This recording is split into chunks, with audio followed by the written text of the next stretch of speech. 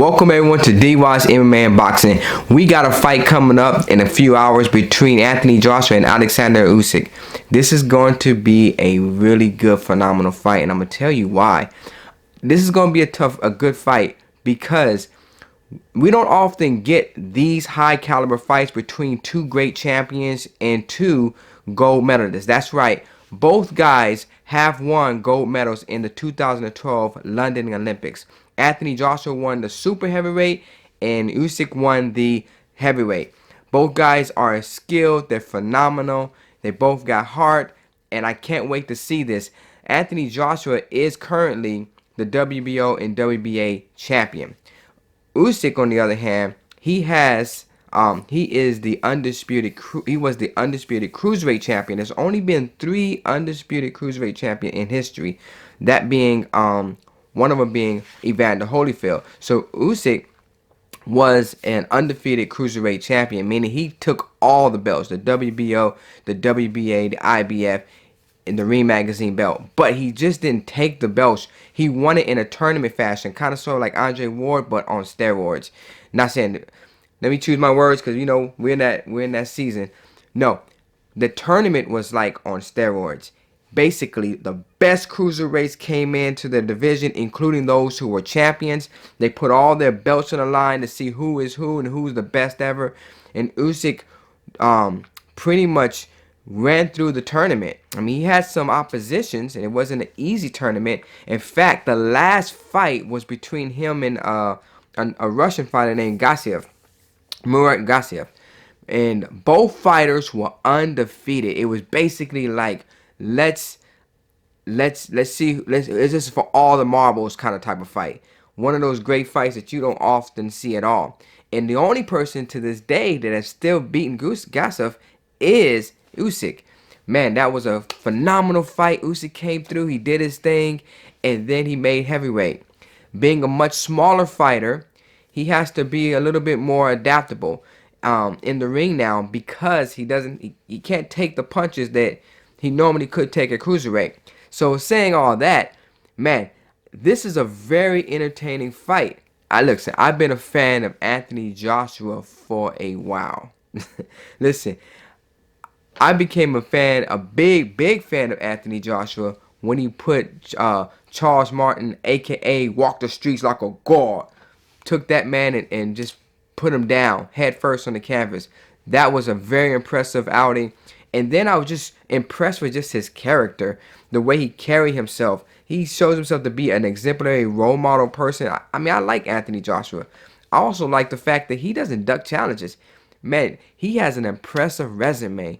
When he came through the ranks, he fought Dillian Whyte when Dillian Whyte was pretty much putting people to sleep and undefeated. And you had 2 undefeated prospects coming together, and they both rocking each other. And eventually, Anthony Joshua had laid him out on the ropes. Then he went on to fight all kinds of fighters. He beat Vladimir Klitschko and ended Vladimir Klitschko's reign. He also fought Povetkin. He's been in war with tough guys. And I know people would like to bring up the Andy Ruiz situation, but if you look at the history of Anthony Joshua, he has had heart. He has been in wars after wars. He fought any type of style of fighter, whether they're coming forward, whether they're running, whatever it is, he fought all types of style. Most fighters today only fight one type of fighter. If you're a boxer, a fast person, they usually put a person in there who have slow feet so that it can pretty much be an easy fight. That's how they match make, right? Or they put a fighter in there who have great punching power against someone who has no punching power. But Anthony Joshua, don't matter who you are, he's in the ring with you and he's gonna box you.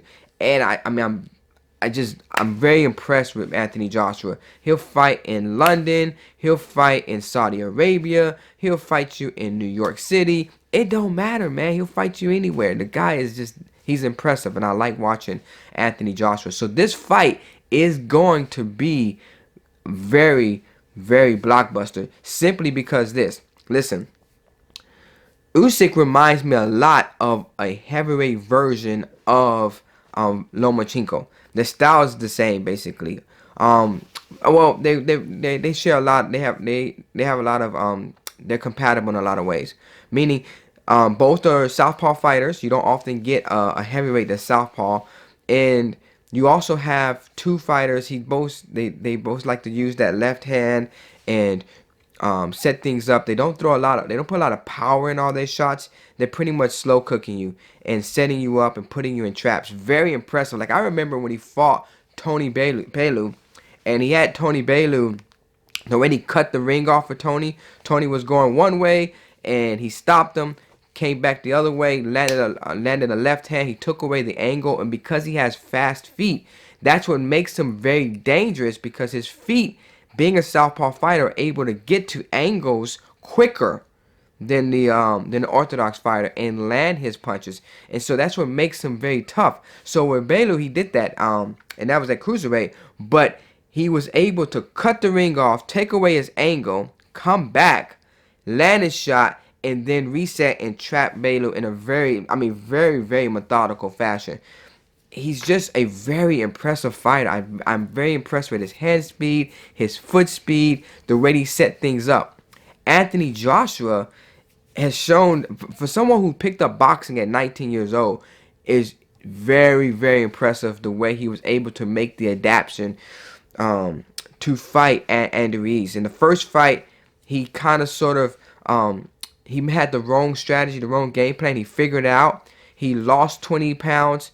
I guess he was weighing at 268, and now he's weighing at 241. So, yeah, he took off a lot of weight in order to make the adjustment, so he'll have more stamina. And then he was able to fight a very disciplined fight, a long distance fight, and outbox Andy Ruiz, who's been boxing since he was a child, which is very impressive, because usually when you get someone so late in the game, they're not able to make that adjustment like that. And so Anthony Joshua was able to make that adjustment and outbox Andy Ruiz. He's an impressive fighter, and this is going to be a really good fight, simply because this. Listen, Anthony Joshua is no stranger to the canvas. We know he can get hurt, period.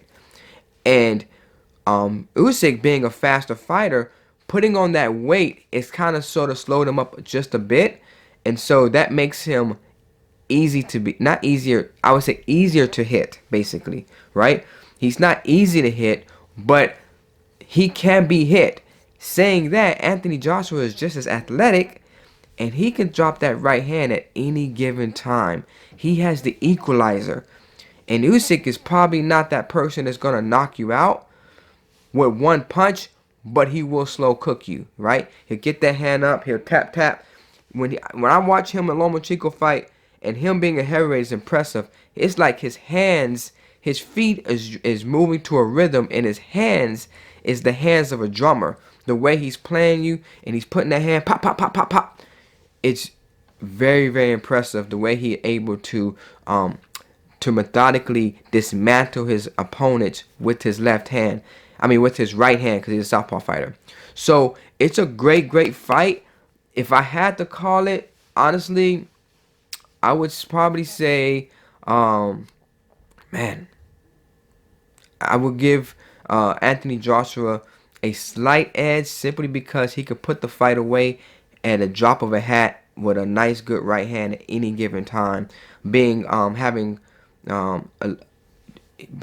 heavier person, he's 241, and it's a 20-pound weight advantage. I believe Usyk came in at 221, so 20 pounds.